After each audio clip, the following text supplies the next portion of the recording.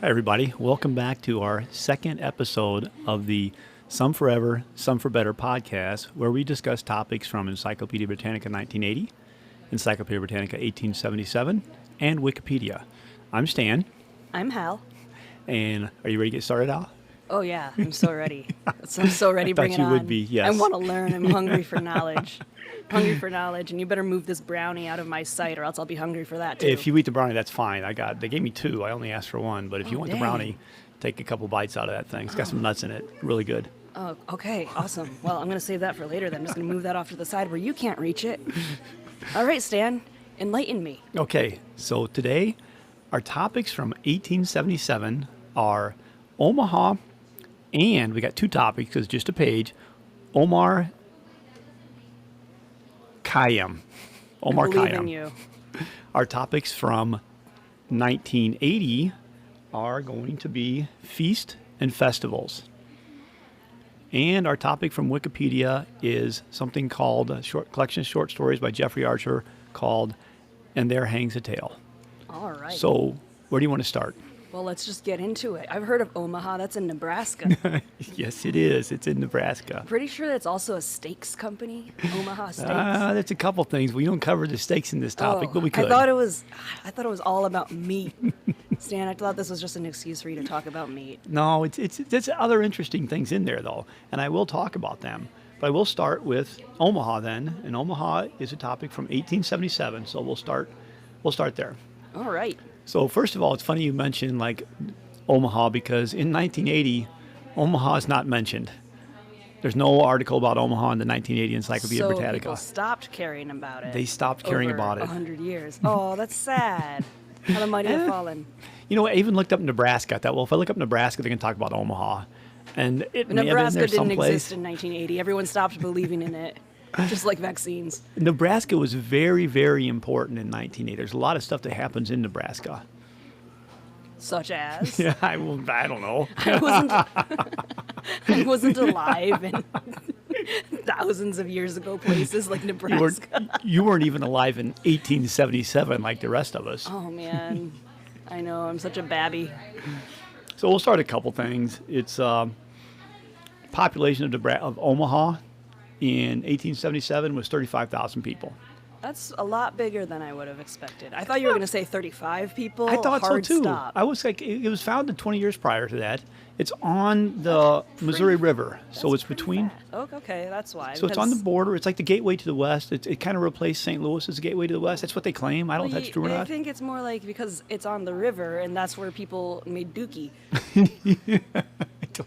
I don't know if Dookie was a term Well, in 1877. I did look it up. I did not look it up. You remember that story that they teach you in history class in public American high school, where there's a bunch of settlers living along the river. They got a and dookie someplace. They put their outhouse upriver. And they're just dookieing in the outhouse, Wait a minute. and then they're wondering Upriver. why they're all getting sick and dying.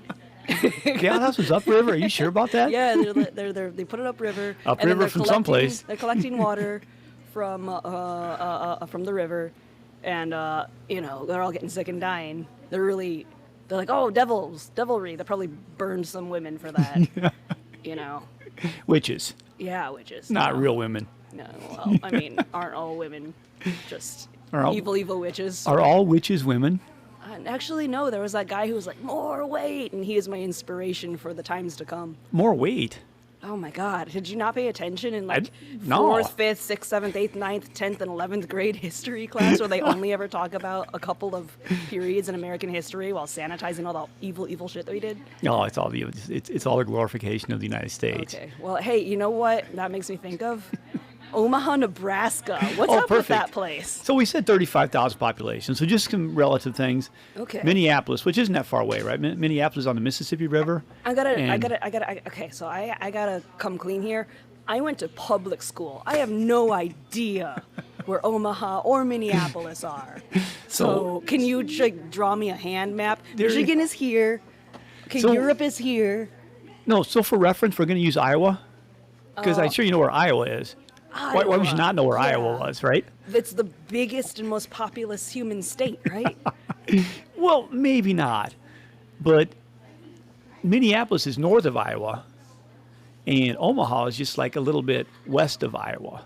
Okay, so I thought that. But they're both on major rivers. Okay. So Minneapolis what is. rivers? I'll let you know. Okay, you better let me know right now. Minneapolis is on the Mississippi River. Oh, okay. Omaha is on the Missouri River. Huh. How confounding. And there's actually a bike ride, a race Oh my across God. Iowa that goes from the Missouri River. And you're really trying to plug this. You I'm really want plugging it. people Yeah, that's our to sponsors, I think, today. Do the corn bike ride with you. The corn bike Not ride. doing the corn It should be bike called the corn ride. bike ride. Yes, there we go with Omaha. Wait a second. That's where Nebraska is? What state did I think was Nebraska? I don't know what state you thought Nebraska I think I was. thought Colorado was Nebraska. No, that's and I thought west. Wyoming was Colorado. Okay, so I went to serious public school. I Serious- had serious no FM. money. XM.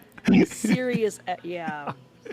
So Okay. Minneapolis, which is a fairly similar area, is 45,000 people. I didn't know Kansas was shaped like that. I thought it was one of those little, like, kind of crunchy sock-looking states. No, Kansas is almost square. It's got a little square shape to it. It doesn't have the straight lines like Wyoming and Colorado. I gotta say that not knowing the placement or shape of any American state is probably the most patriotic act of my life.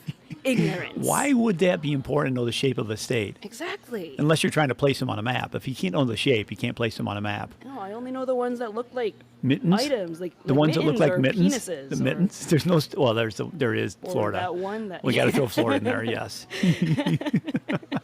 or that one that's just islands. That's Okay. Hawaii. I don't know. So, for reference, population of Detroit in 1870 was 115,000.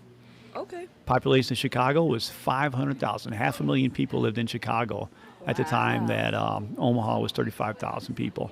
Okay. So ain't nothing to brag about. 35,000. Yeah, not much there. I mean, that is more people than I know. It's a couple things that are interesting. We'll bring up on Omaha. I mean, like not a lot of stuff. If I look at the article from 1870, it doesn't really say much of it. One of the interesting things I found in there was that it said it was one of the leading smelting. It was the leading smelting place in the United States. So it was like Smelting. by a mine Smelt or it. something? You could smelt it. I know what the fuck smelting. Jesus Christ. Stan, why did you have to ruin that beautiful fact with your dumb words? Smelting. Shut up. I had a it was real weird. question Okay. about the smelting. This is in 1877. It was called the leading smelting place, and it was called the leading smelting. I'm gonna look it up, make sure I Okay. got the thing right. Was it near a mine? Maybe, probably. If it was leading smelting, I think it'd be close to a mine. It said it was well, leading, and it was like in Skyrim, there's a mine, and there's always a smelter outside of the mine, so you can smelt your ore into ingots. it says, Omaha contains the most extensive smelting and refining works in the Union. So it's called the Union at the time because it was kind of close to Civil War. so it Because was still Union. back then it was a union, and Yeah. now it's just a. The- The artist formerly known as Twitter. That's X for reference. No, it's just a terrifying hell world. But I went to the Wikipedia entry, and there's no reference to smelting. There's no reference to refining. There's no reference to metals. But in 1870, it was a leading place. I thought that would have been in there. Why is that not in there? I think we don't smelt as much as we do we did in If we're not 1870. smelting, what are we doing? I wholeheartedly agree, and it disgusts me that we millennials have killed the smelting industry with our avocado toasts I think and they our still smelt. electric cars. They still and smelt. other bullshit like that. Bring back smelting. You need smelting for Bring electric back cars. Bring back mining and populate it with working children because the children long for the mines, and then we will take the ore that those children mine with their grubby little 9-year-old hands, and we will smelt it into beautiful gold and iron and steel and make a nice Iron? a nice sword. Do you mean iron? Wait a minute. Which one of us is saying it wrong? You are, and also you didn't go to school, so shut up. You didn't even know about the Dookie River. It's called the Missouri River, not the Dookie River. Although by the time it gets to St. Louis, I thought that was if you've ever the Dookie River was the Cuyahoga River. If you've ever been to St. Louis, at the point where the Missouri River emerges with the Mississippi River, and the Mississippi River is kind of clear and blue, and all of a sudden when the Missouri touches it, it's kind of brown. You know why? Dookie. Well, that's good to know. I'm going to stay away from the Missouri area of that river in particular. Don't swim in the Ganges. You'll get diarrhea for 6 days. Same with Missouri. So a couple more things we'll talk about with the with Omaha, and some of the things I looked in Wikipedia, and Wikipedia has like a lot of stuff about Omaha, and they have a lot of things about everything. But one of the things they talk about in the 1800s in Omaha was that it was like a lot of criminal enterprises. There was a lot of things like criminal smelting, gambling and prostitution. It was like it said in the 1800s it was rampant with that. I guess that's what killed the smelting industry. But it didn't mention it in the 1870s when that was happening. I guess it was happening then. They didn't say, "Hey, we got a lot of prostitution here." It wasn't in Encyclopedia. It was no advertising in Encyclopedia Britannica for the prostitution and gambling that was going on. All right. So is that what It's Omaha off the map? I think maybe when something's happening, you don't talk about it. But after you're done and you say, we're not that place anymore, maybe that's when you talk about it. Yeah, that makes sense. So I don't know. It's just kind of weird that it was like that. There's a couple things. So I looked a little bit, and they said there's all this stuff that was going on. And they said there was a huge amount of corruption, and now I lost the place where I was. But the one thing I thought was funny, so yeah, gambling, drinking, prostitution were widespread in the 19th century. It was in the city's burnt district and sporting district, whatever that means. But they had Omaha's perpetual mayor, Cowboy Jim Dahlman. Cowboy Jim Dahlman. Cowboy Jim Dahlman. That's how I want to be. Dahmer? You want Dahmer or Dahlman? Oh, when I die, I want my obituary to say not my name, but Cowboy Jim Dahlman. What a man's name. But it's weird. It goes on. It says Omaha's perpetual mayor, Cowboy Jim Dahlman, nicknamed for his 8 terms as mayor. Explain that to me. Wait. The cowboy thing was a nickname? It says Cowboy Jim. It's in parentheses, or quotes. Parentheses, quotes, same thing to me. I don't understand the differences. Okay. So now I no longer respect this man because I thought he was a cowboy. And Well- that's why they made him perpetual mayor. You mean to tell me that he was just some schmuck? Well, it said it was Cowboy Jim was nicknamed for his 8 terms as mayor. And I think, how do you get cowboy from that? If Well, I you're like a hope that mayor one in a of- long time, why would you call yourself cowboy? I really hope that one of these days cowboy comes up as a topic for discussion so that I can make a lot of Red Dead Redemption references. Well, you know what? He actually was a cowboy. Oh, yes. Before he was mayor, he was a cowboy. And that's why he was called Cowboy Jim. He was would do the rodeo, all kinds of stuff. So he was a cowboy. How many cows did he touch? Well, I don't know the answer to that. That's But a shame. remember our last episode? No, I don't. That's faded from my memory. So in our last episode, we talked about an actor. Do you remember the actor? I don't remember his name. Do you remember talking about him? I remember it was super white. Well, it was a super white name. His last name was Kelly. I can remember that now. Paul. And remember his since 20s, he killed somebody? Yes. Guess what our mayor, Cowboy Jim, did? Oh. Did he touch some cows? Nope, he killed a person. It's Okay. like we've got 2 episodes. We've got 2 guys that came to Okay, prominence wait. after killing somebody. Well, it is 1877, and that was perfectly allowed back then. There were no consequences. And we're going to go back to that. And honestly, I'm looking forward to it because I have so many Red Dead Redemption references. I just want to live out my Red Dead Redemption fantasy. And, if you don't come to the end of this Omaha thing, all I'm going to talk about is my cowboy fantasies for being a cowboy. So you better get this I got to train keep moving. this going. You better Okay, get this train we're moving, or going else on I a am little going bit- to rob it. A little bit more about Omaha. We'll do with Cowboy Jim because I think Cowboy Jim because he killed somebody, and he became to prominence later on. Our last guy, he killed a guy when he was drunk, and he ended up, went to jail, went to prison for a couple years, and then eventually got out. You know what this guy did? What do you do? He ran out west. That's where I wanted to go. But then people ruined it. Because I guess back then you could go to Nebraska and nobody knows what you're doing. So you're saying like, yeah, I'm going to just head out to Nebraska and I'm going to live my life out. I am 28 to 67% sure that that is still true. You can still do that? You can go to If Nebraska? somebody I knew went to Nebraska, I would never expect to hear from them again. What are they doing? I don't know. Eating people. Maybe. Probably. It's in Nebraska. None of my business. So he did eventually get acquitted of that. So he ran away.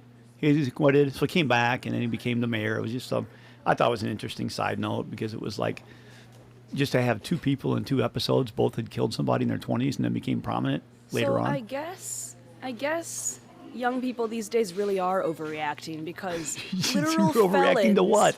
Literal felons have been Can be making it president? into positions of power since 1870-7. Hey, we have never had a felon president yet.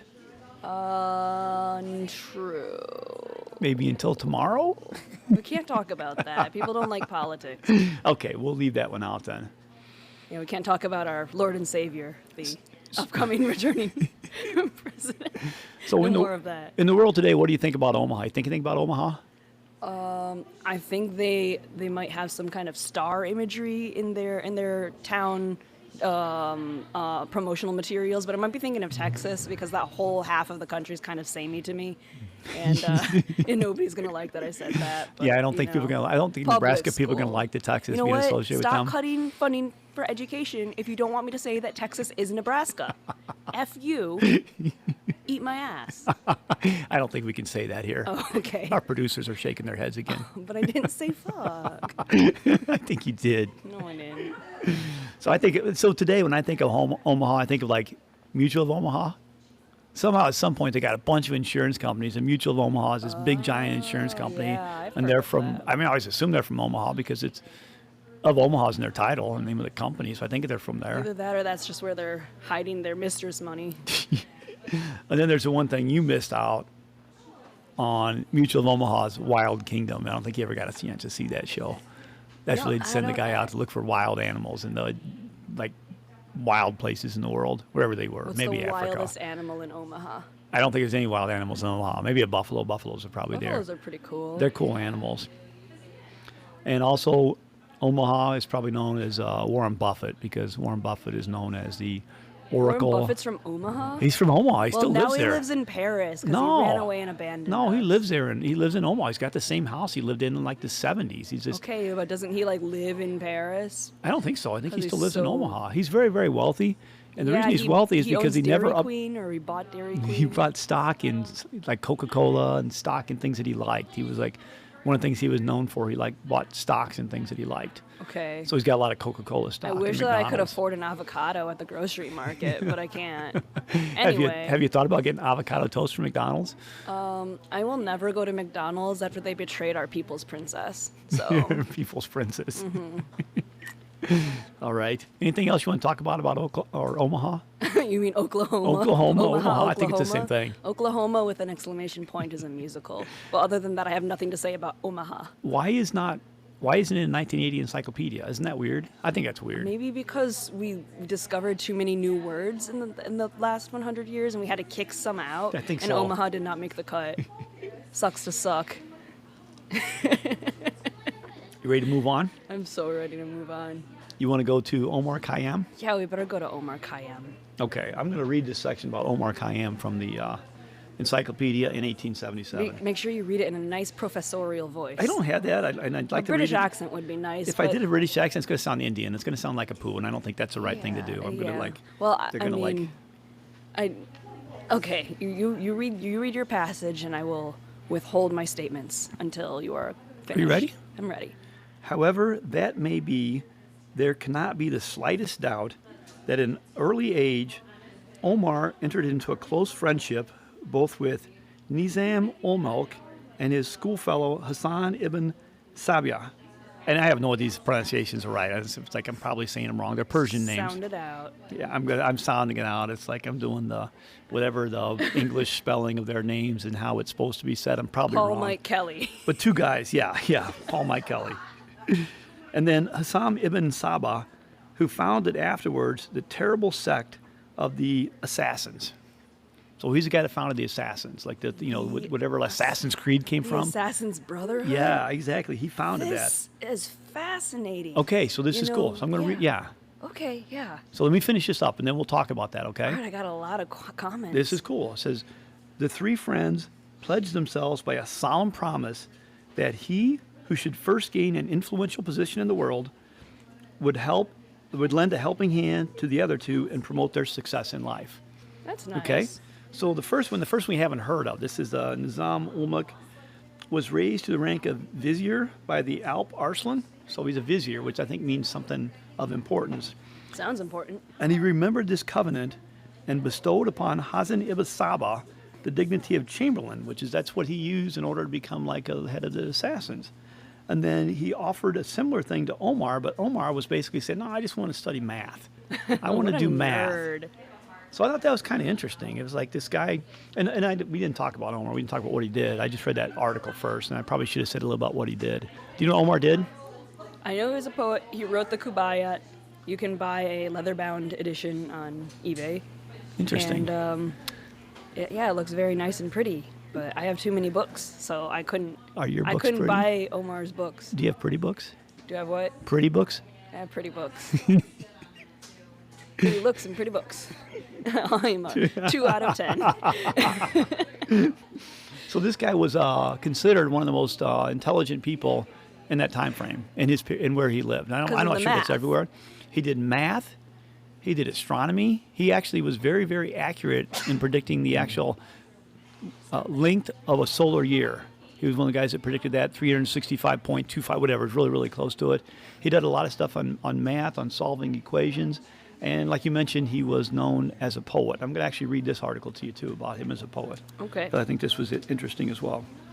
And can you fill the time in while I'm finding this exact spot? Yes, actually. I have prepared something to fill awkward silences. I'm just going to read random quotes from Skyrim. You don't, okay, I'm ready now. We can skip your stuff. No, shut up. Looking to protect yourself or deal some damage. Okay, I'm not done. Wait a minute, are these quotes from the actual game, or are these quotes from people on their comments? This is quotes from the game. Okay. No lollygagging. Why is that a quote from the game? That should be a quote from anybody. Yeah, Shouldn't I know. lollygag. It's such a it's Okay, so applicable. I'm going to interrupt you here. Psst, hey, I know who you are. Hail Sithis. Okay, no, you are a loser and don't understand why that is a perfect quote. But you brought up the Assassins. I did bring up the Assassins. And that's a reference. Okay. A reference to Assassins. I'm not Okay. even going to tell you. You go be old and read your article. Yeah, I'm going to be old Yeah. and read from 1877 Let's because do it. it says, great, however, as Omar's scientific fame has always been throughout the East, it is nearly eclipsed by his still greater poetical renown, which he owes to his, what do you call it? Quatrains? Quatrains? Quatras? Quatrains? Quatrains? I don't know how to pronounce it. Like it's the word, I'm not sure. It's a collection of about 500 epigrams, unequaled by any of his predecessors or followers. So this guy is like, his style of poetry, well known. He's like, incredible amount of work he did. Very, very, great at all this kind of stuff. So he's very, very known. Have you heard of him before? Yes, of course. What do you mean, of course? You asked me the other day. I know you said that. Have you ever heard of Omar, whose name I can't pronounce? Don't sound like that.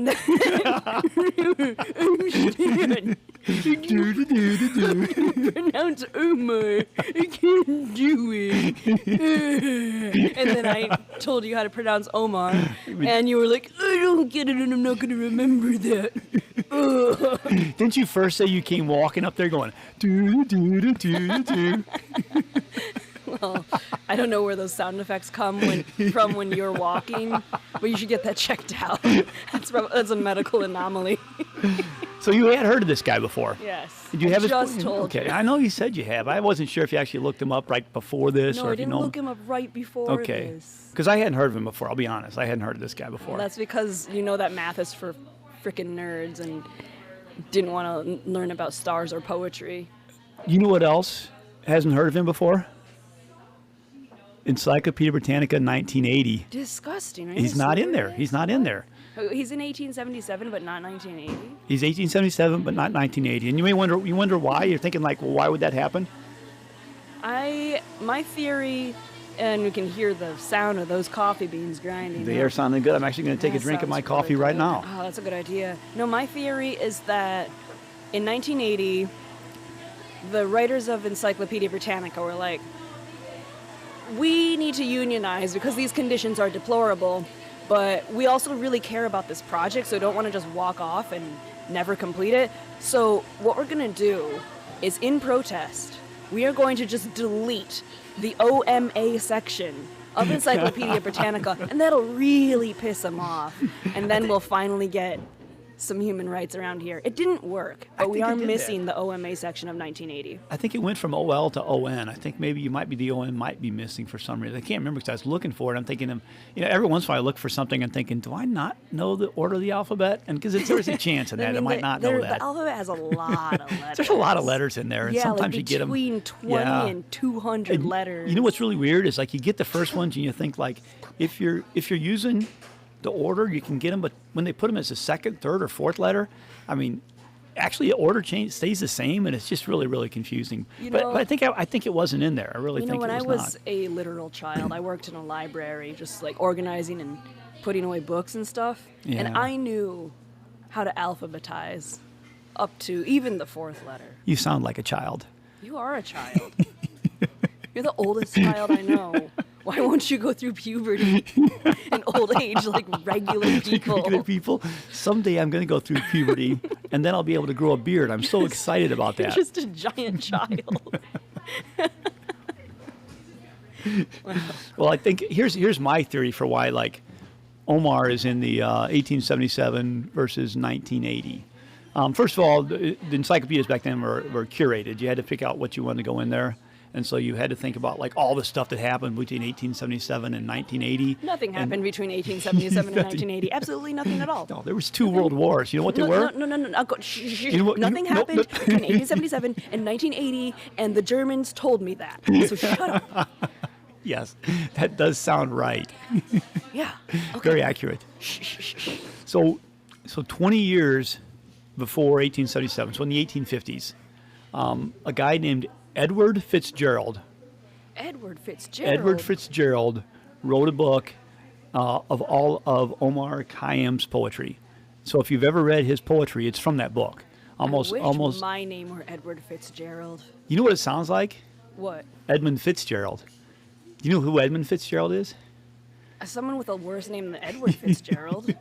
The Wreck of the Edmund Fitzgerald, the song by Gordon Lightfoot. Okay, you need to stop making references to stuff that you know I don't know. You don't know the anything song about. Wreck of the Edmund No. Fitzgerald? No, I could sing it for you. No, please don't. Nobody wishes for that.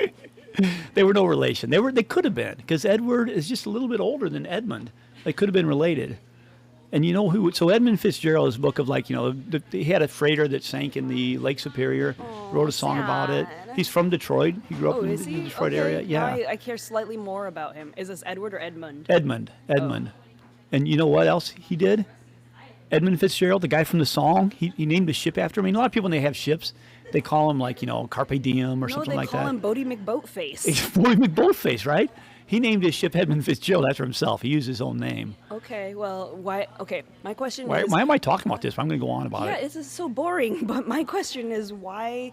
Look, when you name your son after yourself, his name's Edmund Fitzgerald II or Jr. You should have Yeah. named his boat Edmund Fitzgerald Jr. or Edmund Fitzgerald II. If he just Might names it be. Edmund Fitzgerald, then the boat is much bigger than him and therefore more important, and it replaces him in the Santo. canon of history. What an idiot! It did. I mean, I don't know. Here's a weird thing: is the guy founded the Milwaukee Brewers baseball team. Isn't that weird? I never knew that. Well, The guy, it's a song. Edmund Fitzgerald was named after a guy named Edmund Fitzgerald who founded you the know Milwaukee what, Brewers. Stan? You don't care about When baseball, I go do you? home, I'm going to write a song about Edward Fitzgerald. did because poetry. This doesn't feel balanced or fair.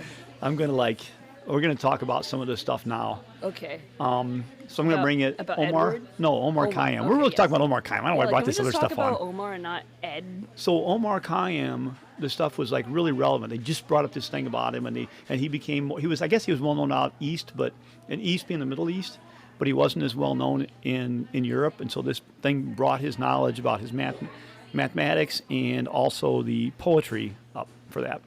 And so I went into Wikipedia and looked him up. And everything's in Wikipedia, so I can find out about him. Wikipedia. And you know what? What? I couldn't find anything about his three friends and the pact they made and the thing about the assassins, which I thought was cool. I was like, well, this guy, it's tying these things together, right? But nothing about him in Wikipedia. That is really sad, actually. I don't like that. Also, turn off your notifications. Sorry It just about made that. a ding noise, and I didn't like it. So, you know what? What? It was myth making. It was myth making. Yeah, that story never happened. But it's in the encyclopedia. So in 1877, because they're using original sources, they're using their sources they have, and they don't have like other sources. Nobody went back and looked at it, but these three guys were about 20 years apart in age for each of them.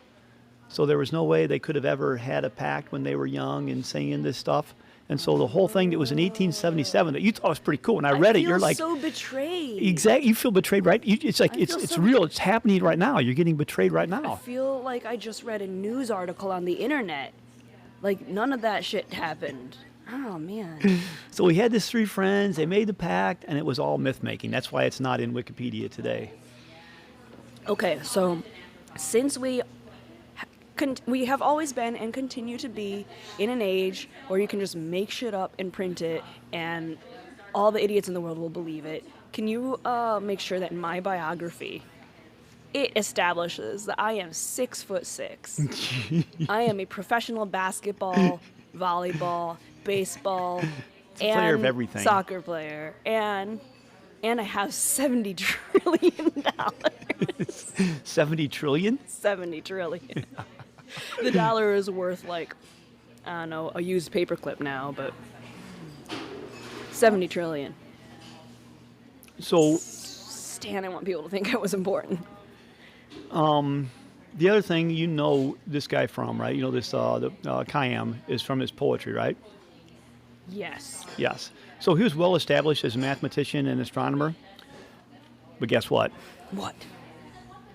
His poetry may not have been actually written by him. Okay, well, everything is lies. I'm depressed. So the main thing you know about this guy is his poetry. It comes from this guy from Edward Fitzgerald. He wrote this book, and it was like, oh, this guy wrote all these poetries. Mm-hmm. But it's one of those things where he wrote a lot of stuff, or a lot of stuff was like attributed to him. So there's a name for it. I remember it. Yeah, here it is. I got it. This is words you probably have never heard before because I hadn't heard it before. So I assume if I haven't heard it, then you wouldn't have because you had a public I know a education or lot something like of- that. I know a lot more words than you do. So it's called pseudepigraphic. Pseudepigraphic. So have you heard that term? Sounds like you can't pronounce it, so I've not heard it said that way. So I looked it up because I don't know what the word meant. It was like pseudepigraphic, and it is a falsely attributed work, a text whose claimed author is not the true author, or a work whose real author attributed to a figure of the past. Some people think that William Shakespeare's plays were actually written by Queen Elizabeth. I don't know if it's Queen Elizabeth. I think like Bacon was one of the guys, but I know it's been attributed to several people. And this is what they're saying is this is like, he's probably like, it's skeptical if he wrote those works or not, if they're just attributed to him. Aren't you glad that in the future we're all just going to accuse each other's works of being written by AI? That's so much easier. It is, yeah, AI does everything. Yeah. So music sucks now. So this one, music doesn't completely suck. There's Vampire. Stan, stop getting distracted. Sorry about that. Dislike. Okay, dislike. I don't like that. Dislike. There's a guy named Hans Heinrich Schrader, and in 1934, he commented that the name of Omar Kayyam is to be struck out from the history of Persian literature due to lack of any material that can confidently be attributed to him. Sad. Yeah, but you know what? That's what you know about is his poetry, right? That's the main thing you know about this guy. You know, that's because there's a book. You didn't. There's no. I'm not, they don't think that they made a math book by him, but if they did, I would not be interested. The math books are pretty much well attributed to him, but it was just interesting because it talks about in 1877 the two things. It tells his story, and it's like, what's well known is that these three friends made this, pact about this stuff, and then it's like this guy was known as a mathematician, but even more so, he was a poet, and it's like both of those things are. One of them is completely saying it didn't happen at all. It's just myth making to sound kind of cool because these guys all lived in Persia. They were contemporaneous. They did, their lives did overlap. It appeared they lived overlapped, but they most likely weren't friends as kids because they were like 20 years apart, each of them. Not like Tragic. they're just, one's 20 years old and the other's 40 years old in that one, right? So it's like big difference in their age. And then the other thing about the poetry, which he was well known for, and then that was pretty much said to be not necessarily true. I have two questions. Two questions, okay. Before we close the chapter on Omar. Okay. First question is, our podcast is called Some Forever, Some for Better. Yes, that is the It name sounds like making shit up and then printing it as fact stuck around. Does that make it for better? Isn't or that- I simply mean, forever? It's interesting now because there's a lot of stuff that's falsely or a lot of false statements made, and there are ways to go back and actually fact check and find that they're true or not. In 1877, when somebody said something, especially Encyclopedia Britannica, you expect it to be vetted, and they vetted it with with the sources they had, which was this one guy who wrote a lot of poetry. One guy. One Just guy, yeah. guy. And I thought that all books here's- that were written with only completely biased first sources were definitely true, and we all base our entire lives in society around such facts. I looked up the bibliography in both of these from 1877 and from Wikipedia. It just said Steve. It's just like some guy. The primary source in 1877 was the book by Edward Fitzgerald. So if you want to look for somebody to blame, maybe Edward Fitzgerald. And he may have been thinking it was true, and so people said, well, this book is out there and people like it, and so let's talk about it. You know what the main source was in Wikipedia, the top source? Don't tell me. Edmund Fitzgerald, the guy No. who named a boat after It himself. wasn't. The number one, top reference was Encyclopedia Britannica 2024. Oh, okay. Which I didn't know they even still made it. Maybe it's like still on make just it? a web page or something. It's just on a USB Yeah, thumbstick. exactly. But I thought it was 2024. I was like, wow, that's the main reference is 2024. So I thought that was kind of interesting. Yeah. Well, so the Assassin's Creed video game It's not it didn't really happen. The guy really can't jump and fly and kind of quote cool stuff thing- like that. What is it? Their motto is nothing is real. It might have been Everything true. is permitted, which is true because you can just make up some shit about the assassins, attribute it to Omar, and boom, there it is. Okay, so my second question, Yeah. before we move on from Omar, is if there was a man on your team who you worked with at work at your job, and his name was Omar, would you force him to work long hours until like 2:30, 3:30 a.m.? There is Just sitting around. there is a guy I work with. His name is Omar. Oh, okay. Well, But he works in U.S. time, so he's working the same time. Make him work until 2:30 a.m. No. Why would you do that? That would be ridiculous. Okay. Oh, that's good. That's good, because otherwise you might have a weird strike and they will delete OMA from your professional materials and you will have no record and no knowledge. Yes. Okay, that covers 1877.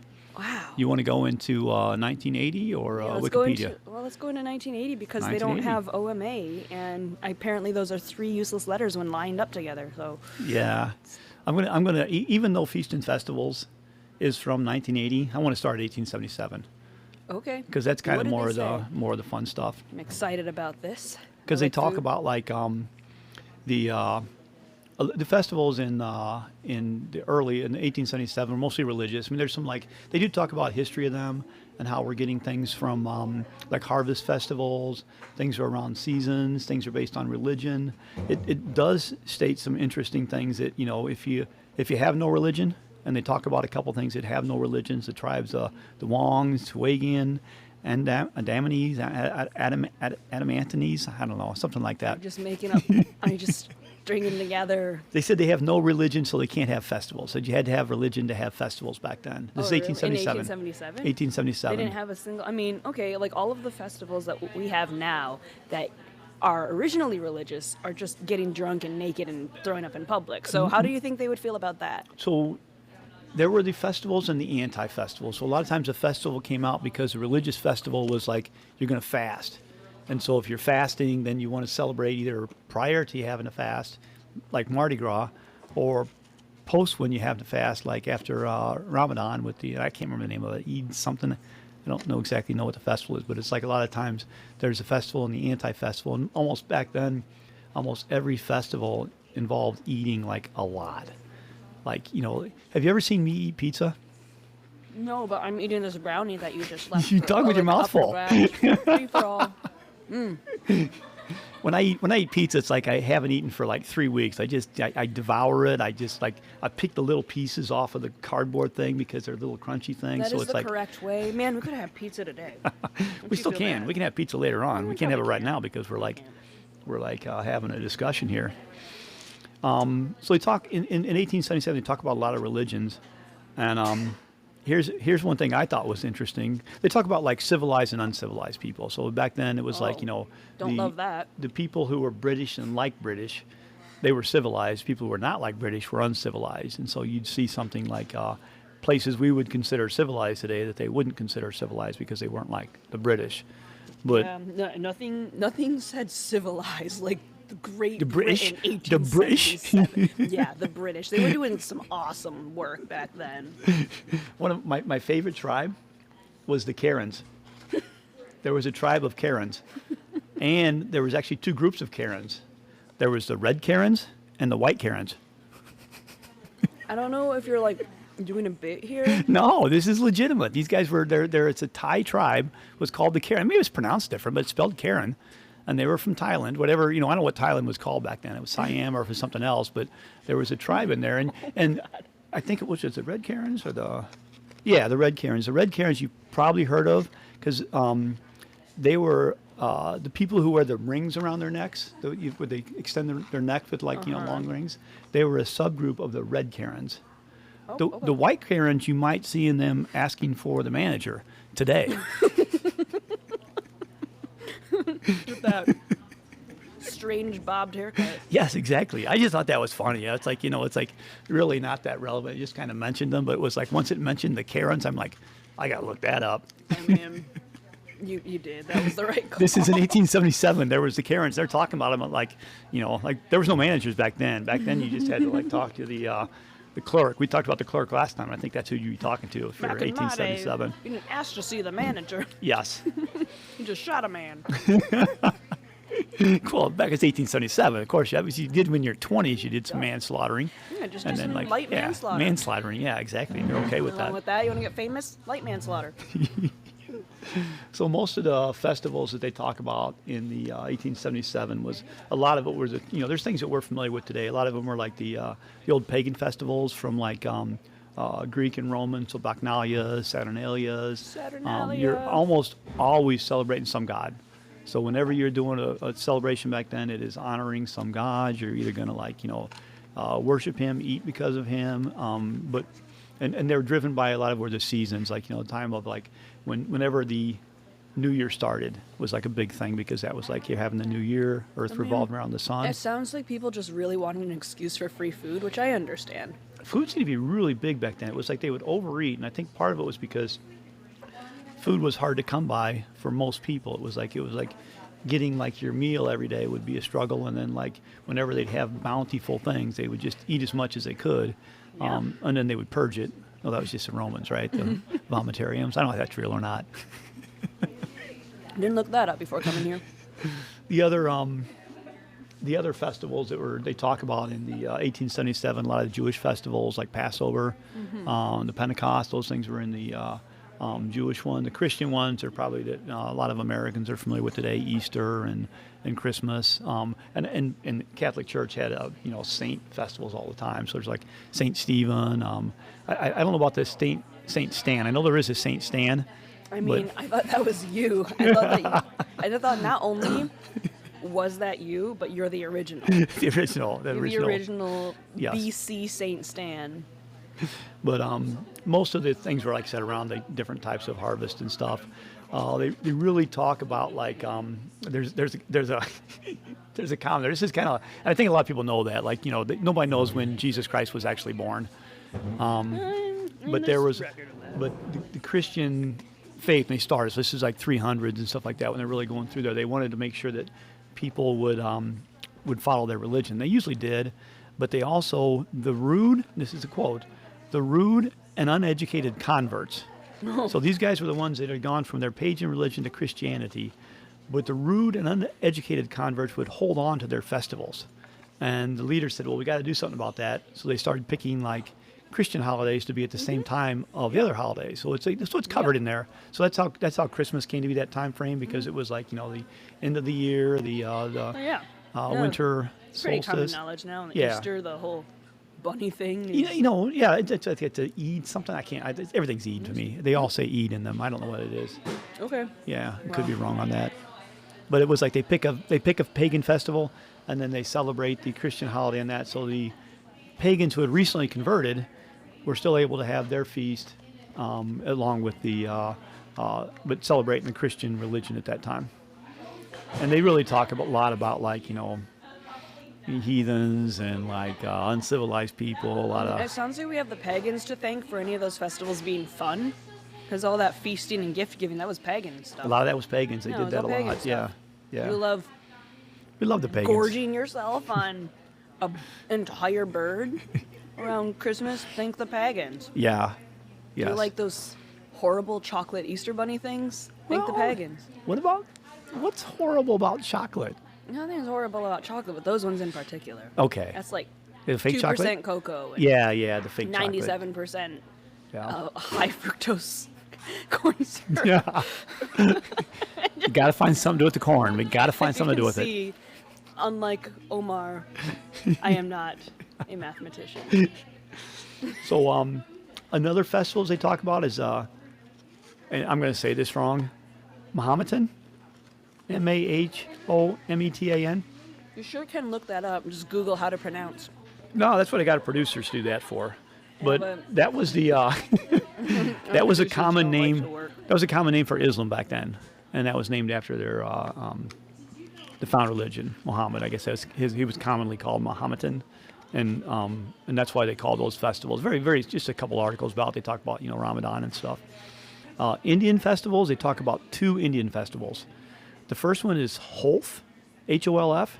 Okay. I could not find that anywhere. I know Holi is a Indian festival, so it may have been Holi, but it was called Holf in the Encyclopedia Britannica, 1877. What if just in 1877 they somebody like mistyped? That's what I'm thinking. And it was too much work to fix it. Yeah. So they just said fuck it. Yeah, and it said left it. Holf. It's like now it's called Holf.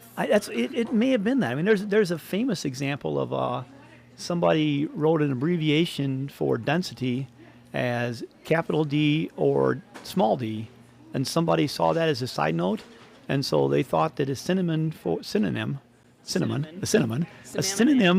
density was Dord. And so Dord became a word for a while because that was like somebody had saw that, and it was like Dord means density. And it was just showing a density abbreviation could be a capital D or a small d. So it's D or D, Dord. Dord. So there's things like that could have happened. So I don't know if Holf is a holiday. I know Holi is. Holi is the fun one where you get painted and you get colors and all that kind of stuff. And that sounds like fun. Holy? Oh, yeah. Did I say it wrong again? Holy? Probably. Holy? I don't know. Other one is the We're all in Dasahara. education. Dasahara, which, I mean, some of the things that we see today, like Diwali's not in there. So it's just basically 2 festivals that they included in 1877 for Indian. Well, we didn't see that one in there because Steve Carell on The Office had not yet made a parody of an Adam Sandler song about it. About Diwali? Yep. I don't remember that episode, but don't? I got to look it up. Well, it sure happened. I didn't dream that. So I'll go into 1980 now because 1980 covers more festivals. And here's the thing. When I think of a festival, I'm always thinking of like a music festival or something like that. right. Okay. I don't think as Interesting. much. Yeah, but I think most of the ones in 1877, obviously that didn't exist yet. Almost every festival was celebrating some religious thing. South by Southwest didn't exist yet in 1877. What Yeah, about Burning yes, Man? Did Burning Man exist? No, What any about Coachella? any Burning Man back then was just your normal manslaughter. Just your normal manslaughter. Just your normal. Every Salem. day, yeah, you do it in your 20s, you Murder. become like, governor of the state of Wyoming after that, because you've done your you've done your manslaughter stuff.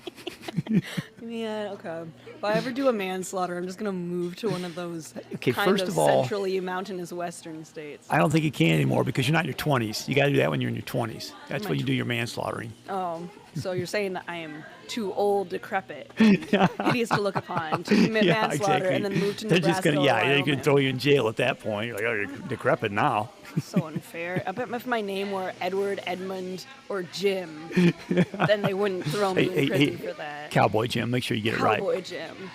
All right. So in 1980, it starts getting in the covering of both religious and secular festivals. So you have the things like, Labor Day or May Day, and like, Soviet Union back then, they had like the May Day festival that they would have, which is not religious, it's celebrating the worker. Okay. I mean, that would be nice. It really covers a lot of stuff about like, the feast, and a lot of the feast is because of the fast that you're either going to have, like Mardi Gras, or the end of the fasting. They talk about national festivals. Like national festivals would be, here's an example to use. National Festival is St. Patrick's Day as a national festival, and it says it's celebrated mainly in New York and Chicago. Really? Have you ever had to go to New York and Chicago to celebrate St. Patrick's Day? I mean, what are they doing different from us, which is getting way too drunk and drinking green beer for some reason? Yeah, so in 1980, I guess that wasn't as big. I guess 1980 it was mainly in New York and Chicago. I mean, What were they doing? I don't know. Was there a parade? I think so. I think there was a parade in New York. Maybe because they had a parade, so it wasn't How many like. manslaughters happened during the No, parade? no, that's 1877, Oh, not okay. 1980. No, you didn't do that by stuff. 1980 we were Yeah, much you're more civilized people. Yeah. Yeah. They add Independence Day as like a national holiday. U.S. Independence Day. I don't think the other countries celebrate our Independence Day. So it wasn't like a holiday? No, it was a holiday. That's what we're saying. It become festival and holiday became very similar, and they talk about some of the things that are not just religious. It's other things that are out there. And they talk about something interesting. They talk about like Saturday, since 1980, it says Saturday and Sunday football days are like festival atmospheres. And this is like in those times American you go there. football, right? Yes, American Hand football. egg for all What of is the it? more cultured listeners who know that football is a game played with your feet. No, it's played with a football. Football with your feet. You can kick the ball. Ball, foot, kick ball, foot. But football. they say those things you're doing, like the tailgate parties and all that stuff, is like what a festival. It's the same kind of atmosphere that a festival would have back in the old I would have timey to days. disagree with that statement, but all right, to each his own. As we know, encyclopedias can print whatever the hell they want. They're curated. They just got to figure out what they're curating. You gotta. I mean, this is weird because the guy writes an encyclopedia, and it's probably like at least a year before it's published that he's got to figure out what's going in there. And it's one guy. Just one guy. Just one guy chained to his desk with the thickest Yes. pair of glasses you've ever seen. And a jar of M&Ms. You can't forget that. Poor man. No wonder he deleted OMA. And then, of course, if we go to Wikipedia, festivals got all different things. They have main pages on just religious festivals, harvest festivals, arts festivals are now in there. So you got music festivals and artwork, which you see. I said when I think of a festival, that's what I'm thinking. Beer fest. We go to beer fest, right? And it's like you have things like that. And, a matter of fact, I'll bring up the Wikipedia page for festivals. It has like an outline of festivals. I want to take a quick second to praise the beer festivals and Oh my plug God, them. yes. For beer festivals are very fun. They are very fun. You should arrange transportation ahead of time. Yes, you should. Yes, you should. They ask you to do that, actually. You don't have to, but they ask you to. And in the types of festivals, the top festival is beer festival. It's beer Nice. festival, comedy festival. Pretty sure that's alphabetical Okay, order, you got Stan, one here. but, Asala Perahera. That's not real, but the first two. It's in Sri Lanka. Oh, okay. It's candy. You It's just something pronounced there. it very bad. Yeah, film festivals, fire festival, folk Fire festival, food festival, language festivals, festivals. literary festivals. There's all kinds of festivals now. Japanese culture festival, What about Stan Festival? science festival, Stan Festival. storytelling festival, Stan Festival? Stand festival, No How Stan festival. Stan Festival. So there's like all kinds of things they do on festivals now, and it's like in the main page, it doesn't cover. It's cool because it shows pictures and stuff, and like what you see in Wikipedia now, where you can go to like different types of festivals. But it's like tons of stuff on each festival, and it is not just like religious at this time. They talk about all the ways that different, and they really change the the thing from being just celebrating religious to religion and culture. So when you think about something like a beer festival is culture, right? It's a music festival is your culture. So it's things like that that they cover. So we kind of call any activity that involves a gathering of people for any vague purpose a festival now. For a vague purpose, yeah. Yeah, and I guess that the word has a very loose definition, which is fine. It's expanded. It's because I think of a festival as like a giant party. Yeah. For like the whole city, right? Yeah, exactly. But no, like it can just be like you go to a seminar room at your college. Yeah. And to me, that's educational. It's still important, but I don't consider it a festival. It is. Because you have like poetry festivals, you know and why? Why is that? There's no feast. I Without know the it's feast, like you've there's got no to separate the festival. feast and the festival. You separate them. You have to indulge in disgusting levels of gluttony. See, that's for it what, to and be they've a changed it. festival. It doesn't have to be because I think initially, Why change a good thing? if you look up, Feasts. I think I did look this up. I can't remember. I know I looked up in one place, but I looked up feast, and it redirected me to festival. I think that was in 1877. It said basically you look up feast, it took you basically to festival. And so at that time it was like that was the main thing about it. But and usually like if you go to like a music festival or an art festival, they usually have places where you can get food. I think if I've gone to the art festivals, I don't think they have separate food booths. But I think sometimes if I go to like music festivals, they have art booths where people are selling stuff they're doing. Do they have drug booths for people selling their drugs, or do you just have I think that's you got to be on your own on gotta- that one. You got to you got to make your own preparations? you got to make your own preparation I there, see. or know you who you want to talk to. Oh, and they have political festivals too. Yeah. Sounds boring and bad.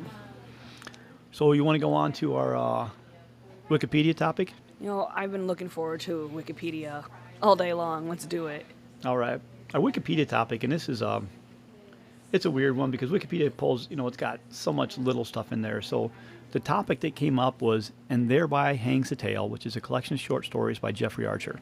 And thereby hangs the tale. It's a quote from William Shakespeare. Shakespeare. Yeah.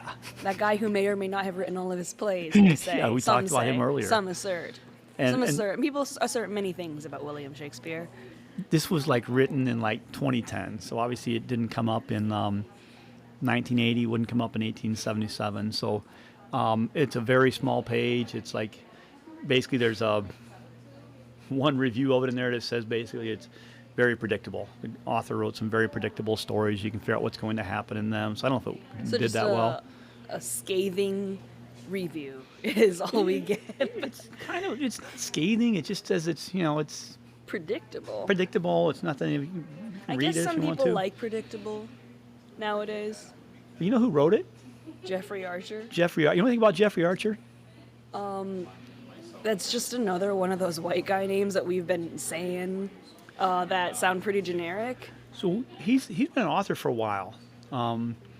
He wrote a book in 1979 called Cain and Abel. It's not about the religious Cain and Abel. It's about two guys from different parts of the world. It's spelled CANE and No, it's- ABLE. Is that No, what you're it's saying? KANE and ABEL. That's Cain and Abel. I'm pretty sure that's at least a reference. I think to I think it the was written famous that one. thing. There's a couple interesting things about it. First of all, it sold 34 million copies. Holy butts. Yeah, 34 million copies. That's top 50 bestsellers of all time. I haven't heard of it before, but it was like What year was this? 1979. 1979. I feel like there were other books in 1979, so that surprises me. Yeah, I thought that was. I thought It doesn't just sound like a man who writes predictable stories. that's like Harry Potter level of selling. That's like I don't think Da it's Vinci Harry Code Potter level. selling. No, it is. I think it's top 50 books of all Harry time. Potter is sold probably in the hundreds of millions. I mean, that's a I lot. think 35 million would be like book 6 or whichever one people stopped liking. So, do you know what the number one seller this year was in 2024? I guess last year. I'm sure that it would make me mad. So I'm not gonna guess. 1.5 million copies. 1.5. Oh. Okay. Yeah. I thought you were going to tell me a title. No. The title was The Woman, or Women. The Women? Whatever. The Women, something like that. But it only sold 1.5? Well, 1.5 million copies. So there's a couple of reasons for that. One, nobody knows how to read anymore. We decided that that's not worth teaching people. And two, there's just too much competition. I think that, back when you had several 100 million fewer books, you could sell 35 million copies of your books. But now you just you just read on the internet. Wait, are they including Kindle? Because I don't know. I don't know that. I just saw. I looked it up trying to figure out. If you include Kindle purchases, it might be a lot more. I don't know if it does or not. And I know, and when you say that, I mean, you're still looking at your Harry Potters and your Da Vinci Code sold that many copies, more than that, and they're not that old. They're they're 20 years old, right? So it's so there's still things. Maybe now you don't sell as much. A couple things I looked at though, because this book was written in 1979. So he's got to be a 1980 encyclopedia, right? Right? Guess not. And this wasn't his first book, but he wasn't in the 1980 encyclopedia. Cain and Abel wasn't in there either. So neither him nor the book made it in there. And it kind of makes sense because, 34 million is pretty significant. You'd think he would say something about that. But when the encyclopedia is being written, it's probably written either 78, 79 when you're trying to go through all the reviews you have to do. It probably takes a while. So maybe it wasn't in there for that reason. So I thought that was interesting. Say that it probably takes too many years to compose an encyclopedia. That's what I'm maybe thinking. They started in 1960 and they just didn't get it out the door until 1980. So could be. That's what I'm Jeffrey thinking. Archer didn't matter yet. Exactly. Because he hadn't sold 35 million copies of Cain and Abel with a K. Exactly. God, so maybe that's it. I don't know. It's just, but I did a couple other things. I figured 1877. What are some contemporary authors from that time? And the first one that came to my mind was Mark Twain or Samuel Clemens. And at that time, I think he'd written Pudd'nhead Wilson, and I think he'd written Adventures of Tom Sawyer. Not Huckleberry Finn. Huckleberry Finn was later, but none of those things made the encyclopedia. So Mark Twain was not in the 1870s encyclopedia, although he was writing novels at the time that were selling. He was making money from that. Maybe it's because the encyclopedias don't want to be too contemporary. They want lasting knowledge. And I don't know. It's because I looked up Herman Melville. Herman Melville was a writer in the 1850s. Sure, but 1850, that's 17 years before. He was not in 1877. He wasn't. He did not make the encyclopedia, neither did Moby Dick. So what is the most recent thing, person, place, or thing deemed important enough to make it into 1877? I don't know. Omaha. Yeah. Are we sure that it had 35,000 people? Yeah, it's a sense. We got the U.S. Census date on that, so I think that's from the U.S. Census. So okay, how accurate that was. But what year was that census data taken from? I think that was from 1870. I can't remember if it was 1870 or I think it was 1870 was the census data. What a fascinating process. If Yeah. we were to write our own encyclopedia, we would absolutely tear the letter O out of the alphabet entirely because nothing interesting happens there. No, not in O. No. You can't trust the O letter because that's where you get the guy that knew the assassins and it wasn't true. In the state great of poet. Ohio. It's like, maybe he didn't write any of it. I don't know. Yeah. None of that. I did look. I found one author in there because I just thinking what authors do I know? I'm going off the top of my head, so I'm sure I found other ones. Charles Dickens. Well, Charles Dickens was there. He's a little bit earlier. He was he'd written I think a lot more books. There's other people I could have checked, but I figured just for reference I was looking at that until I found one. Maybe Edgar Allan Poe was in there. I just didn't go through and check everything, but I thought that was interesting. So maybe by our millionth episode we'll have talked about a bunch more authors who did or did not make it into the 1877 version of the Encyclopedia Britannica. Maybe you'll be one of them, Stan, when you write your autobiography. Maybe I will. The Outstanding Life of Stanley Yelnats. I can't say that. That's already been taken up. It's already been that name has been used in prior work. I did look up Jeffrey Archer though. Okay. He had an interesting life. He's still alive. He's still alive. Okay. Jeffrey Archer's he still had an alive. interesting life, but now his life is fucking boring. Yeah, I want to get his birth date exactly here because I think I remember his birthday, but I want to make sure I have it not exactly, but the year he was born because I think he's a boomer. And I'm just going to look that up because that could be significant. Maybe it's not significant. I don't know. But so he was born in. He bootstrapped those 35 million copies?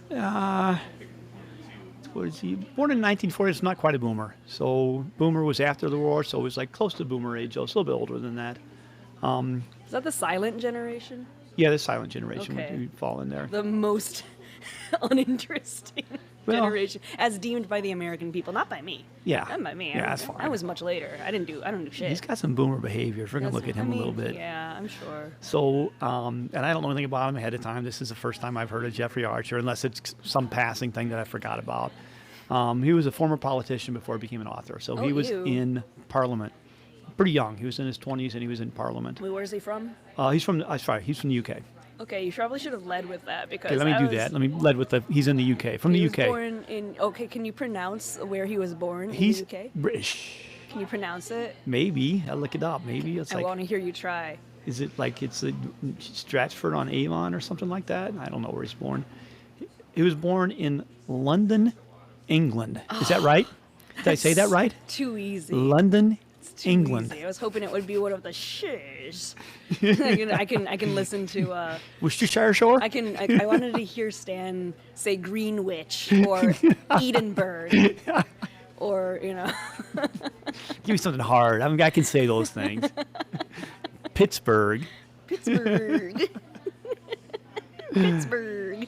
So he was he was Parliament, pretty young guy in Parliament. He was on the maybe center right. He wasn't really crazy right, but he was scammed out of his money in the early 70s by some Canadian company. Yeah, Canadians. I don't know it's like- why, but that's really funny.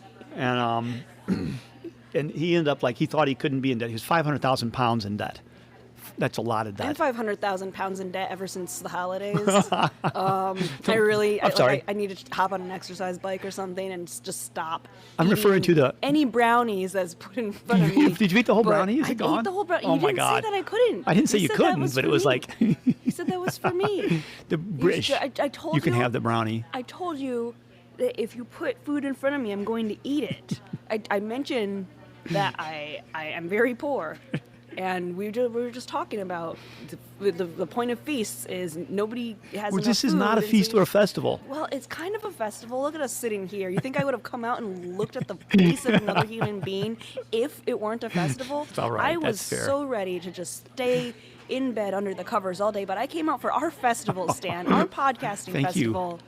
You're the best. Yeah, and the least you can do is let me eat the entire brownie that you set in front of me and do not explicitly say don't eat this whole thing. You didn't say a bite. You said they you got can two have brownies. that. I had the other brownie, so Yeah, you can and have there that was two second brownie. brownies. That's I fine. didn't need that. And now I'm 550,000 pounds in debt, and I can't eat anything for the next 40 days. Did I mention we're talking currency here? That British pound? That's not real. That's just like something that the British made up so that they wouldn't have to admit that they're Europe. So he left office. Tolerate Europe. That's the worst British accent I've ever done, except if I've done one. No, that was You can't do a terrible. British accent. No, Okay, let's because hear- it's like, no. Let's hear your most British accent. British. I'm going to start sounding like Dick Van Dyke. Oi, mate. Is that Dick Van Dyke? I think it is. I think that's maybe if he was trying and failing hard to become a pirate. Stan, say Chimney. Say water Whoa, ball. bottle. Is that your water Bottle bottle? butt. Water bottle. So he's from London. He's from England. He was he resigned from being in Parliament because he thought he couldn't be in debt and be in Parliament. He thought that was a thing, or somebody told him it was. And he stole 3 suits. He stole 3. Okay, He was accused of it. 3 suits, like To wear, vest- suits you wear. vest and waistcoats and pants and he jacket. put them in the bag and walked out of the store with them in the bag. 3 suits. And they accused him of that. And he said, I didn't do that. Until 20 years later, he said, yeah, I took them. He sold the suits and said he didn't. But then later on, 20 years, he's like, yeah, I'm going to forget about that now. And so he said, yeah, I took the suits. And I think he may have paid him back. I don't know what he did, but it was like, it was odd. Like, it's an odd thing to steal. It's 500,000 pounds in debt. Stan, He's out it's stealing less- suits. It's less odd than a dead bear in Central Park. It's happened, yeah. This is a common Stranger thing things now. have Yes. happened. Whale's head, yeah. Jesus. And then, so I did read the critics. Critics really don't like his writing. They don't think it's good editing. So his books, he sold well. So people like them, but critics don't. And one thing I thought was interesting is his editing that they complained about is done by a former Olympic fencing champion. Which Olympic fencing champion was I'd have to look it that? up. It was like a guy. It's Okay, like so this its is last just name was Cohen, like Richard Cohen or something like that. this is just an article about men who they already had their career and then they had to just do something Yeah, exactly. afterwards. So he did. I don't know if it's a career. He made a name for himself because he was a fencing champion. So it was like something goes on there. I always wondered what really talented athletes do after they start to lose their edge or people stop Yeah. caring about them or their sport. You just have to go be like a normal person. Yeah, you could be like a coach, but what if Like Dan Campbell. nobody? Yeah, like Dan Campbell, Yeah. our Lord and Savior, who R.I.P. I don't want to talk about it. I'm depressed. Okay. The That's Lions didn't win, guys. I really wanted to care about the Super Bowl for the first time in my life, but now I super don't. fair. So Jeffrey Archer. I'm going to talk about Super Bowl because we're not going to play there. Our team is not We going to don't play care there. about the Super Bowl. That's not real. So Jeffrey Archer went back into politics. He became a writer, a very successful writer. And he went back to became the deputy party chairman for the Conservative Party. And this is during the 1980s, back when Margaret Thatcher was there. And this guy's an OG. This is guy OG. Because you know what he said? I'm gonna No, quote no, this. don't tell me. He said women should not be allowed in politics or really anywhere outside the kitchen. No. This is real, like boomer stuff. Many young, unemployed people were simply unwilling to find work. He said that in the 80s. This is an OG. I thought he was definitely a boomer, but he's 5 years after the boomer thing. But but the times he was talking about boomers. Today when people talk about that, they're talking about like Gen X or Y or Z or A.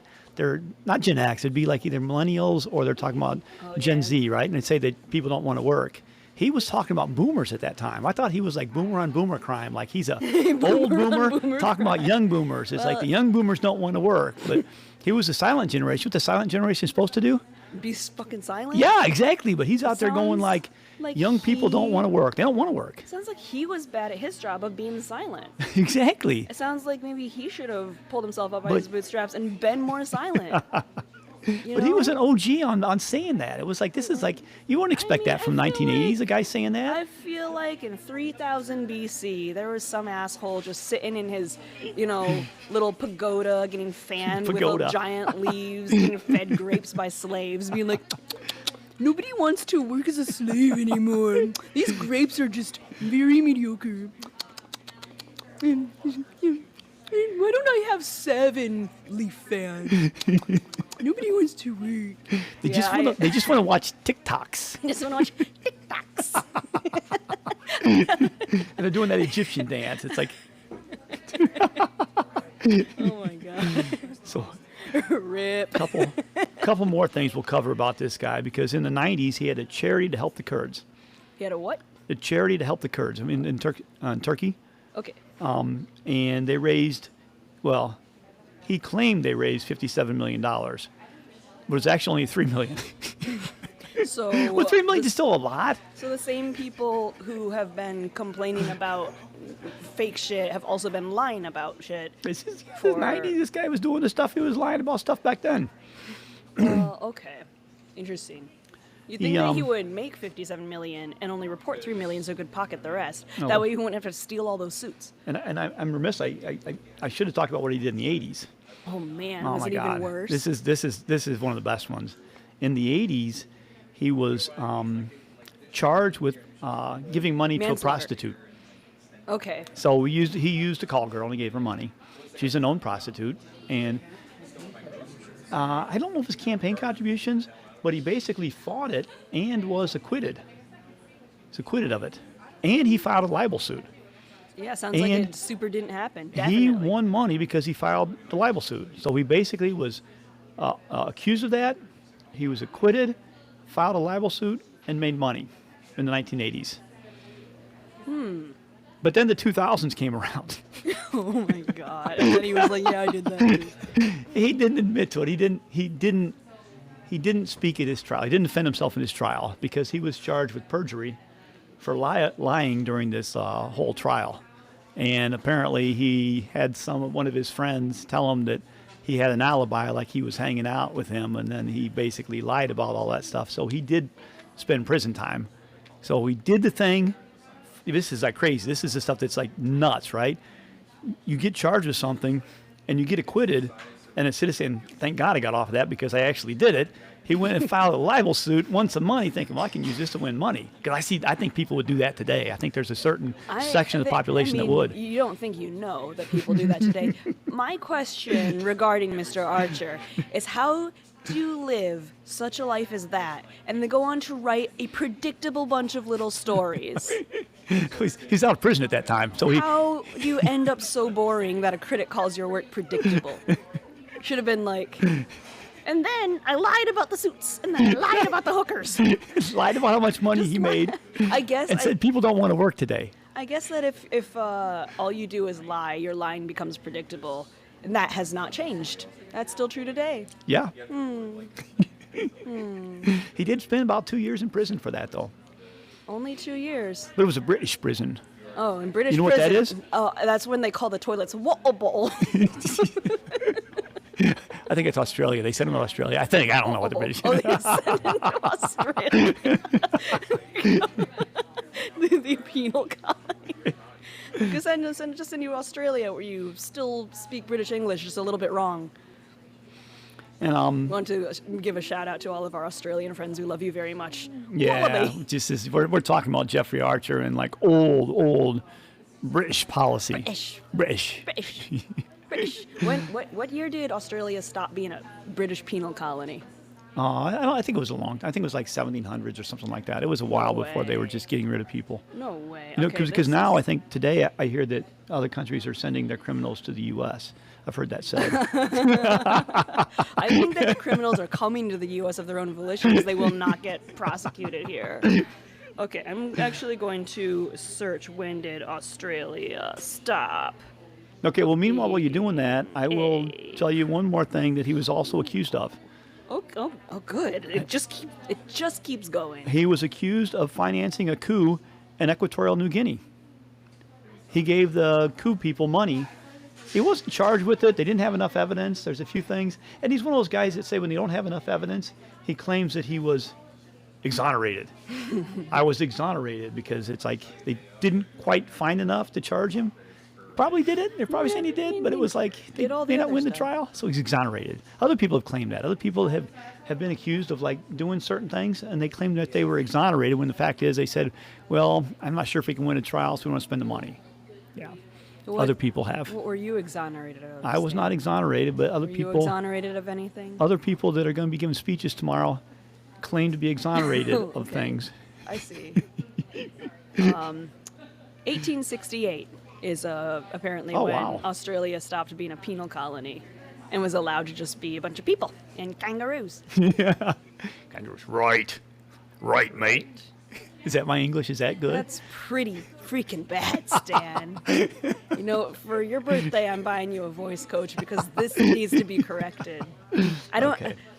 I feel like I could name any country in the world and say, just give it your best shot at an accent in that sound country, the same. and it's all just gonna be Stan going, oh, like what the hell is that? Okay. I've got one more thing we're going to cover about Jeffrey Archer, and then we're going to finish for the day, okay? Okay. You good with that? Yeah, I'm so fascinated by Jeffrey Archer. Rest in peace, man. I know you're still alive, but just...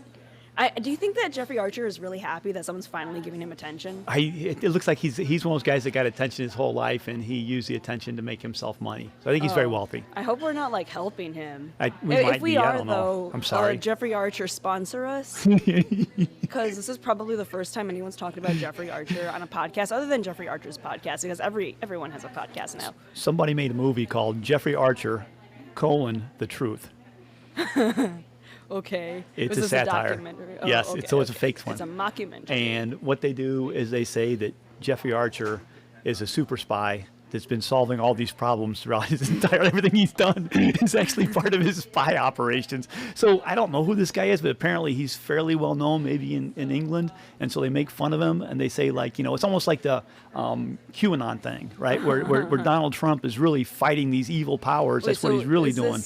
Was this documentary or fake documentary, was it made to be satirical? It was made to be a satire. It was made to be a satire. So they knew ahead of time that he was, wasn't doing all these things, but they made it sound like he's really this secret agent that's solving all these problems. And it's possible. Back when you said stuff and you knew that someone was joking versus now when you're like, Yeah, like the I QAnon. gotta piss, and then you run away, right? The QAnon stuff is they treat it like it's real. The guy who originated may have thought like, hey, this is funny for this Jeffrey Archer. Let's do the same thing for Trump and make him like this super spy that's doing all this. Could have done that way. I don't know, because this movie was well before like the QAnon stuff started. Okay. But you look at it and it's the same thing. He's like really a super spy that's solving all these world problems, even though seems like a piece of shit in the. Do you think that we need to make a disclaimer so that we aren't hunted down and Yes. imprisoned in a penal colony until we We're die only- and these say are- that Trump is our Lord and Savior? I think we should and say he's that. going to save America from. He's going to save our species from continued existence, and I'm really stoked about that. Anything that we say that we get accused of is we'll blame that on our producers for not cutting it out of the Yeah, episode. we'll blame that on our producers who held us at gunpoint and made us say it. Wasn't me. Yeah, Wasn't me. Just not my fault. No, actually, no. I'm not going to do any of that because I'm not a coward. What I'm going to do is I'm going to move to Nebraska where no crime happens, or at least no crime. I feel like if you're is like Nebraska, you prosecuted. probably did some manslaughter and you got to get away from it. That's what I think. Yeah, exactly. Or as our Lord and Savior would say, like character manslaughter, maybe. Character. I think I that would might say be right. character assassination, but the whole assassination thing's made up. It's like, yeah, that's probably not the right thing to say. Well, Hal, Well, Stan, it's been a good episode. has it? I think we've successfully completed our second episode. Let me just run our random check for next week. Yeah, okay. I just want to say that I'm really looking forward to homesteading in Nebraska. If you want to help me build my log cabin, You think Uh, I think you've done some manslaughter and you think it's I 1877. mean, I might do some manslaughter just to have an excuse to move to Nebraska, but there's a lot less people out there. Okay, so we got 1877, Volume 2, page 712. 1980, Volume 14, and Volume 2, 1877 is ANA through ATH. Volume 14 is Peking through probability. And page 433 on that one, I'll pick the random article from Wikipedia, pulling that up. Random article is Alexei Makarov. So he's a contemporary Russian actor in theater and cinema. That's who we're talking about. Any All last right. statement you want for the day? Yeah, actually, I'm pulling up some final thoughts and statements. Let's see. Man, all these quotes are really bad. So I'm trying to find a Skyrim Is this quote. Skyrim again? Yeah. What How about Assassin's how Creed? About, either I'm drunk or you're naked. Possibly both. Whoa. Watch the magic. Or, I'm not going for the low-hanging fruit of that one quote everybody already knows. How about, hey, would you guys pay for an ASMR where I just make, like, gross mouth noises into the microphone for 2 hours? I find it Got a disgusting. pop filter, you're good. But apparently some people are super into that. How about, Is that a don't quote? suppose you'd enchant my sword. A dull old blade can barely cut butter. You know, these are pretty bad. Yeah, they're not good. My cousin is out fighting dragons, and what But- do I get? Guard duty. It's really funny when you say it. Is it really funny when I say it? Look, when I start homesteading in Nebraska, everything is going to be better. And I'm going to get funnier and more invested in the shit you say. But All for right, now, thank you. Skyrim quotes from a highly unreliable source. All right, Stan, it's been real. it's been fun. It's been real. It's been real fun. real except for the entire Omar Kayyam It was not real. section. That Yes. was none of that was real. Math isn't real.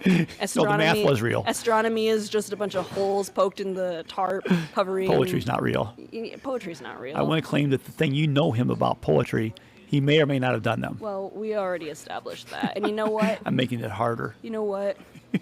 You know, I hope someday that somebody steals my poems and claims them as their own because they're that good. Wow. Yeah. Wow. Nice. Just Like Omar Kayyam did? yeah, just like I don't think he took the poems. I think people attributed them to him.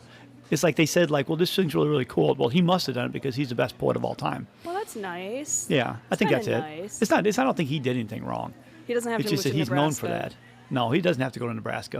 All right. Well, Stan, next time we will podcast from Wyoming or Nebraska because we'll have done some light manslaughter. Nice.